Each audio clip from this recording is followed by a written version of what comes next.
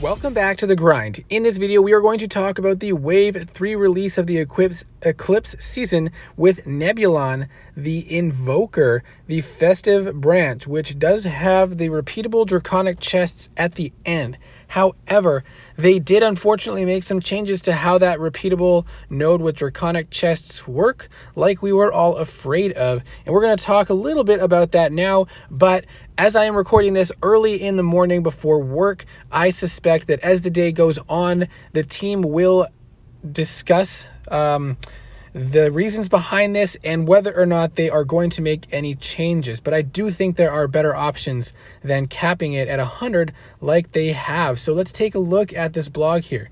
Nebulon is a very cool looking dragon, and I'm excited to talk about the spells because they do look like a lot of fun. It is a fire invoker, and here are the details of the branch. It costs 18,500 sigils, so it's a half branch, and it has 3 keys. At the very end, last season, there was the repeatable draconic chests where you would spend 500 sigils for 4 draconic chests, and you could do that limitlessly. Now, this allowed players who had a large stash of rubies to then at the end of the season spend a bunch of rubies on super sigil chests to buy a ton of draconic chests. And this meant that they had a bunch of these chests going into the next season, which would help them out significantly in completing the discount branches and getting a head start on resources for that season, allowing them to do better. Now, due to this, they have now capped it at 25 purchases, allowing you a maximum of 100 draconic chests. And I understand the reason behind doing this, but it just does not make sense.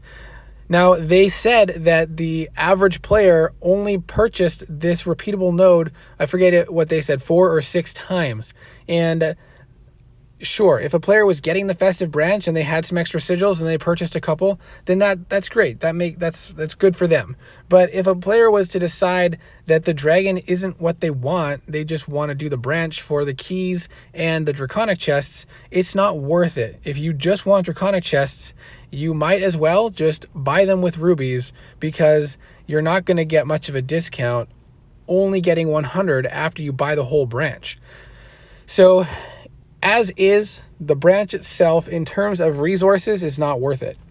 And when you look at how much of the shards it takes to get the dragon, the branch is useless as well, because you only get, I think, was it 60 shards or something? Anyways, you can only get the dragon to obsidian tier from getting this branch. So in order to get the dragon to max tier beyond that, you need at least 300 to 400 draconic chests in order to get the shards required to level the dragon.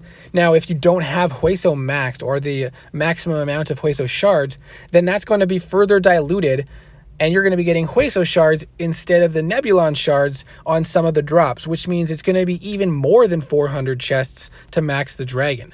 So in order to actually get this dragon to max tier, you got to spend over 250,000 rubies, which is absurd and a complete just disaster. And so it's really frustrating, the situation that they've put themselves in, where they don't feel like they can give as many draconic chests, but if they don't, then you can't get the dragon that they're selling. The branch itself, the way it is useless unless they surprise us and put some insane rewards in the branch itself to make it well worth the 18,500 sigils, but I really don't think that that's going to happen. If there was like 50 to 75 draconic chests in the branch itself, and then at the end you could still do this repeatable chest, it might be worth it, but it would still be pushing it. The way it is right now, I think you would end up with more resources and more shards by simply buying draconic chests with those rubies instead of purchasing this branch. So from my initial analysis, the way the branch is today is not worth it, which is really sad, because this dragon looks awesome. It looks like a lot of fun. It's got a very cool design, and I would love to have this dragon. And it's making me wish I never opened all those draconic chests at the beginning of the season, because now I could be getting this dragon from those draconic chests instead of having to buy more. So let's talk about these spells. This is an invoker, so the 4th shot is an invoke, and it has a unique ability, which this one is it damages towers in a target area for 24% modified HP, which is actually a pretty decent amount, and freezes them for 5 seconds. That's a long freeze, especially when you consider some of the other spells in this spell kit. Now, each invoke shot after you use it has a 4-second cooldown as it refills the ammo, and then you have to use the 3 regular shots before you can use the invoke again.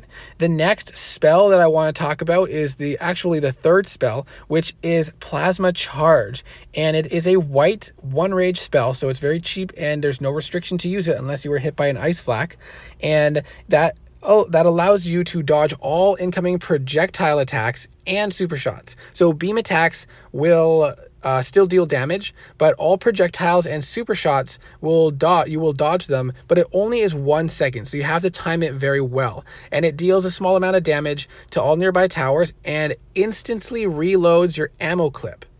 And it has a 3-second cooldown. Now, 6-second cooldown. So this means that you can freeze 2 to 3 towers, I'm assuming 2 to 3 towers with the invoke shot, instantly reload and freeze another 1 to 2 towers depending on the setup of the base, and those would all be frozen for 5 seconds. Now, the thing to take note of is the damage that the plasma charge deals when you reload your ammo. I assume it's not going to break the freeze effect. I don't think it will, because freeze effects typically aren't broken by damage. That's when you have a disable effect. So it's important to understand the difference between the two. Now, once you've reloaded and frozen a couple more towers, if there's still a bunch of towers that are left alive that are not frozen, you can cloak for 3 seconds with Scheming, and it's a blue spell with 0 rage cost. So as long as the blue mage is out of range or destroyed, then you can cloak for 3 seconds. It slows you down, which is nice because if the blue mage is in the back of some setups, you can use this spell right at the front of the island and you won't get in range because of being slowed down. And then you have increased rage regeneration while you're cloaked, and then it only has a 3-second cooldown, and it's a 0 rage spell. So as long as there's no blue mages, you can cloak every 3 seconds and be cloaked for 3 seconds every 3 seconds. So let me distinguish that. You would cloak for 3 seconds and then have a 3-second cooldown, so it wouldn't be endless cloaking. And then the last spell is also very interesting. It's called Evil Glare. It's an active red 3 rage spell, so it is expensive and it is red. So you have to get rid of the red mage if you want the damage effect to apply to the towers. But it damages all towers in a large area for 600% of the dragon's attack power. So this is a massive amount of damage, and I have a hard time believing that any towers within a couple tiers would survive this spell. And then it restores 50% of the dragon's modified HP on cast, so you can still get that healing done if you don't get the red mage down, but the damage won't apply if it's protected by a red mage. Now, the problem with this spell is it does allow you to hit towers much higher, but if a red mage is too strong for you to destroy, then you won't be able to use this spell to destroy those towers. Now, the thing is, with plasma recharge, you can unload 2 full clips of ammo onto the single red mage as long as you're quick enough to do it before a shield goes into effect. If you can get that red mage down, and if it takes you a little bit longer to do that, you can cloak for a little bit to get some time to gather your thoughts. But then using Evil Glare with the red mage down should wipe out all towers that it hits, theoretically, based on the numbers that I'm looking at.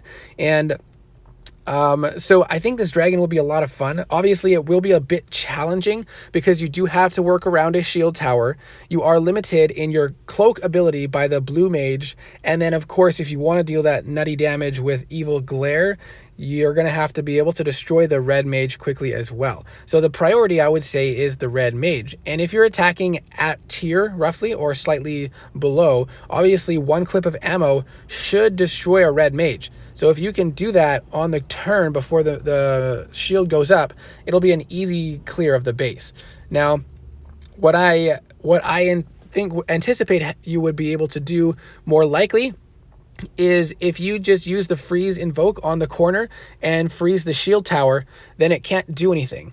And then if you reload and unload an ammo clip on a red mage and you're able to destroy it, then you can at that point use Evil Glare to wipe out the towers that are in range. And after that, you can use Scheming, because theoretically there is a blue mage there that you destroyed with Evil Glare, and then you can cloak and avoid taking damage from back towers for 3 seconds while you regenerate a bunch of rage, which then allows you to use Evil Glare again, because if you didn't notice, there's no cooldown listed here. My understanding is that there's no cooldown, and it does not say that it can only be cast one time. So if you are able to get the red mage down and the blue mage is destroyed by Evil Glare, you can cloak and gain back a bunch of rage, which you might then have enough rage left to use Evil Glare again. And if there's 2 to 3 red mages on a long island, then this dragon is going to struggle. But if some bases only have 1, and beyond that, you know, the average base probably has 2 on a long island. But if you can work around those red mages, I think this dragon is going to be a lot of fun to fly. Even as a follow-up dragon, if the initial lead dragon took out the red mages and there's only a few towers left to clear, then Evil Glare should easily take out some higher level towers if you're helping attack a base that's above your tier. So I'm really excited about this dragon, but once again, I can't get this dragon in any reasonable amount of time because the branch doesn't give enough of the shards to level it up.